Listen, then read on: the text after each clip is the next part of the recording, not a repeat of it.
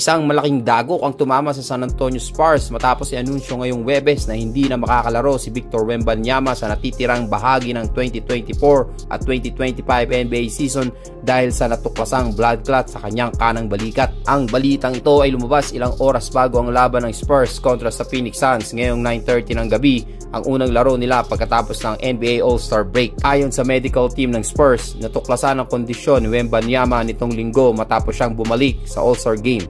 Karaniwan itong ginagamot gamit ang blood thinning medication. Subalit ang mga atleta sa contact sports tulad ng basketball ay madalas na pinapayuhang huwag gumamit ito dahil sa mataas na panganib ng pagdurugo. Bagamat hindi na makakalaro ngayong season, optimisko pa rin ang San Antonio Spurs na ganap na gagaling si Wembanyama at magiging handa para sa susunod na taon. Bago ang kanyang injury, si Wembanyama ay isa sa pinakamainit na manlalaro sa liga na may average na 24.3 points, 11 rebounds at 3.7 assists at 3-point blocks per game. Nangunahan din niya ang NBA sa block shots ngayong season na may 176 total blocks bago ang All-Star break.